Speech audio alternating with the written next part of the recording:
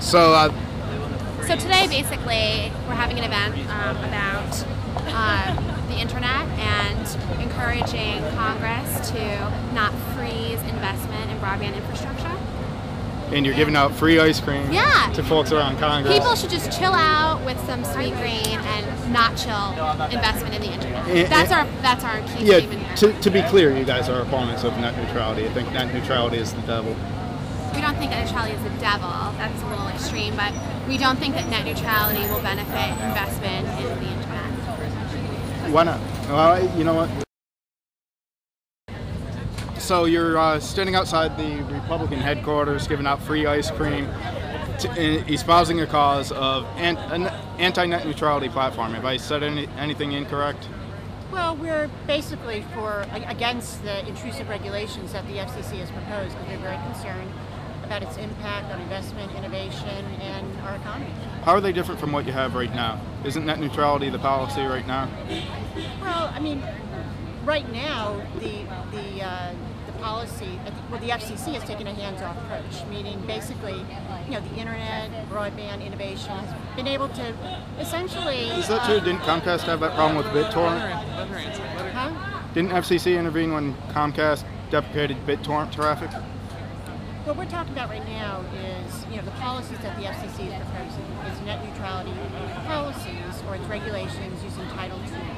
Old telephone regulations to regulate our modern internet, and it just doesn't make sense. I mean, they're not aligned properly.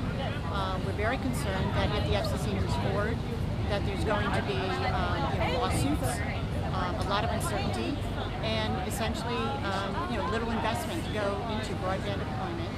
And particularly bringing broadband to our members, small business owners who currently don't have access to it. Small business owners that currently don't have access to it, or other individuals. To broadband, you mean? Yeah, to broadband. That's because right. It hasn't been built out That's to them right, yet. Exactly. And you're saying it would be built out to them if somehow we changed the policy. No, we think the policy should stand as it is right now. That there really has not been any harm that's been proven currently, and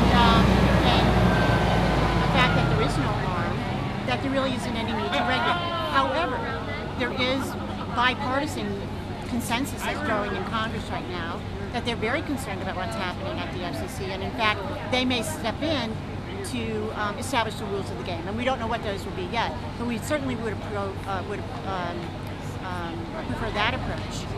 Congress having hearings, looking at the issue, talking to all players, as opposed to the FCC, doing regulations over, an old regulatory framework. Doesn't Europe have a de facto net neutrality policy, and aren't their networks far and away better than what we have in the United States?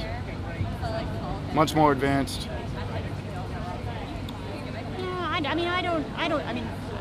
I think, where we're going right now, with broadband in the U.S. is just fine. In terms of, the rollout has been quick, deployment has been quick, and this encompasses everything, though. Wireless networks. I mean, right. Broadband is a pretty big umbrella. Right. I just want to make sure we're talking about the same thing. I'll let you go after the last question. I believe it was Verizon's CEO in a statement to shareholders said if net neutrality did become the policy of the land, it wouldn't affect capital investment one iota. Does that betray the arguments that you're making? Well, I haven't seen that statement, so I can't comment on that. Okay, but I don't believe that's what he said. But it was in the shareholder report, so maybe it was at cross purposes because they're trying to prop up their stock price and say they're not vulnerable to any threats. I can't whereas comment I think on that. Okay. Well, thank you very much.